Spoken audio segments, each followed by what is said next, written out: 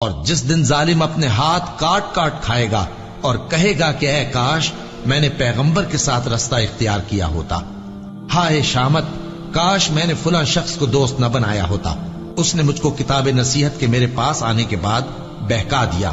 اور شیطان انسان کو وقت پر دغا دینے والا ہے۔ یوں نہیں، جب زمین کوٹ کوٹ کر برابر کر دی جائے گی اور تمہارا پروردگار جلوہ فرما ہوگا اور فرشتے قطار در قطار آ جائیں گے اور دوزخ اس دن سامنے لائی جائے گی، تو انسان اس دن سوچے گا، مگر اب سوچنے سے اسے فائدہ کہاں مل سکے گا؟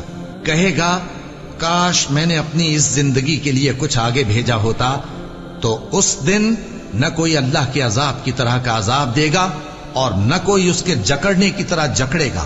جس دن ان کے چہرے آگ میں الٹ پلٹ کیے جائیں گے تو کہیں گے اے کاش ہم اللہ کی فرما برداری کرتے اور رسول صلی اللہ علیہ وآلہ وسلم کا حکم مانتے۔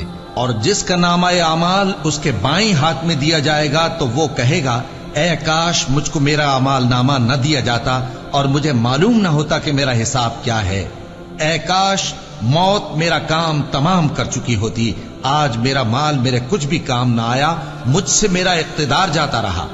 حکم ہوگا کہ اسے پکڑ لو، اب اسے طوق پہنا دو، پھر دوزخ کی آگ میں اسے جھونک دو، پھر زنجیر سے جس کی لمبائی 70 گز ہے جکڑ دو۔ اور ان سے دنیا کی زندگی کی مثال بھی بیان کر دو کہ وہ ایسی ہے جیسے پانی جسے ہم نے آسمان سے برسایا تو اس کے ساتھ زمین کی پیداوار مل کر نکلی، پھر وہ چورا چورا ہو گئی کہ ہوائیں اسے اڑاتی پھرتی ہیں، اور اللہ تو ہر چیز پر قدرت رکھتا ہے۔ مال اور بیٹے تو دنیا کی زندگی کی رونق و زینت ہیں، اور نیکیاں جو باقی رہنے والی ہیں وہ ثواب کے لحاظ سے تمہارے پروردگار کے ہاں بہت اچھی اور امید کے لحاظ سے بہت بہتر ہیں۔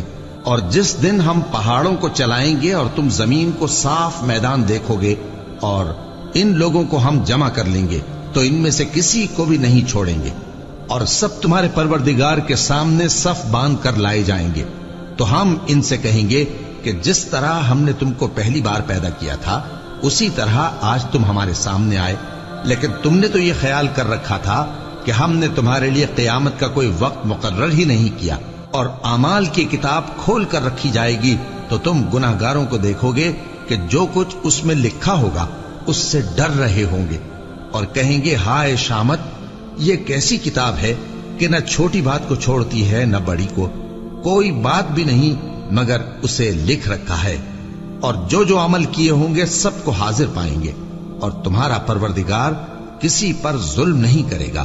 کاش تم ان کو اس وقت دیکھو جب یہ دوزخ کے کنارے کھڑے کیے جائیں گے اور کہیں گے کہ اے کاش ہم پھر دنیا میں لوٹا دیے جائیں تاکہ اپنے پروردگار کی آیتوں کی تکذیب نہ کریں اور مومن ہو جائیں۔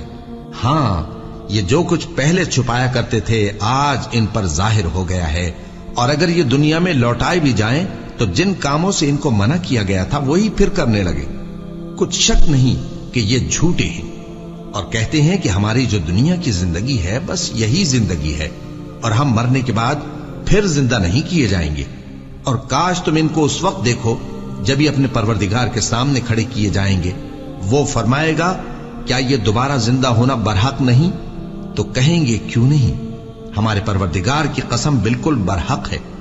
اللہ فرمائے گا اب کفر کے بدلے جو دنیا میں کرتے تھے عذاب کے مزے چکھو۔ جن لوگوں نے اللہ کے روبرو حاضر ہونے کو جھوٹ سمجھا وہ گھاٹے میں آ گئے، یہاں تک کہ جب ان پر قیامت ناگہاں آ موجود ہوگی تو بول اٹھیں گے کہ ہائے اس کوتاہی پر افسوس ہے جو ہم نے قیامت کے بارے میں کی، اور وہ اپنے اعمال کے بوجھ اپنی پیٹھوں پر اٹھائے ہوئے ہوں گے، دیکھو جو بوجھ یہ اٹھا رہے ہیں بہت برا ہے۔ اور دنیا کی زندگی تو ایک کھیل اور مشغلہ ہے، اور بہت اچھا گھر تو آخرت کا گھر ہے، یعنی ان کے لیے جو اللہ سے ڈرتے ہیں۔ کیا تم سمجھتے نہیں؟ یہ لوگ اسی طرح غفلت میں رہیں گے یہاں تک کہ جب ان میں سے کسی کے پاس موت آ جائے گی تو کہے گا کہ اے پروردگار مجھے پھر دنیا میں واپس بھیج دے تاکہ میں اس میں جسے چھوڑ آیا ہوں نیک کام کیا کروں۔ ہرگز نہیں، یہ ایک ایسی بات ہے کہ وہ اسے زبان سے کہہ رہا ہوگا اور اس کے ساتھ عمل نہیں ہوگا، اور ان کے پیچھے برزخ ہے جہاں وہ اس دن تک کہ دوبارہ اٹھائے جائیں گے رہیں گے۔ پھر جب سور پھونکا جائے گا تو نہ تو ان میں قرابتیں رہیں گی اور نہ ایک دوسرے کو پوچھیں گے۔ تو جن کے اعمال کے بوجھ بھاری ہوں گے تو وہی کامیاب ہیں، اور جن کے بوجھ ہلکے ہوں گے وہ لوگ ہیں جنہوں نے اپنے آپ کو خسارے میں ڈالا، ہمیشہ دوزخ میں رہیں گے۔ آگ ان کے چہروں کو جھلس دے گی اور وہ اس میں بد شکل ہو رہے ہوں گے۔ کیا تم کو میری آیتیں پڑھ کر نہیں سنائی جاتی تھیں؟ پھر تم تو ان کو جھٹلائے ہی جاتے تھے۔ وہ کہیں گے اے ہمارے پروردگار، ہم پر ہماری کمبختی غالب آ گئی اور ہم رستے سے بھٹک گئے۔ اے پروردگار، ہم کو اس میں سے نکال دے، اگر ہم پھر ایسے کام کریں تو ظالم ہوں گے۔ فرمائے گا کہ اسی میں ذلت کے ساتھ پڑے رہو اور مجھ سے بات نہ کرو۔ میرے بندوں میں ایک گروہ تھا جو دعا کیا کرتا تھا کہ اے ہمارے پروردگار، ہم ایمان لائے تو تو ہم کو بخش دے اور ہم پر رحم فرما، اور تو سب سے بہتر رحم کرنے والا ہے۔ تو تم ان سے تمسخر کرتے رہے، یہاں تک کہ ان کے پیچھے میری یاد بھی بھول گئے، اور تم ہمیشہ ان سے ہنسی کیا کرتے تھے۔ آج میں نے ان کو ان کے صبر کا بدلہ دیا کہ وہی کامیاب ہو گئے۔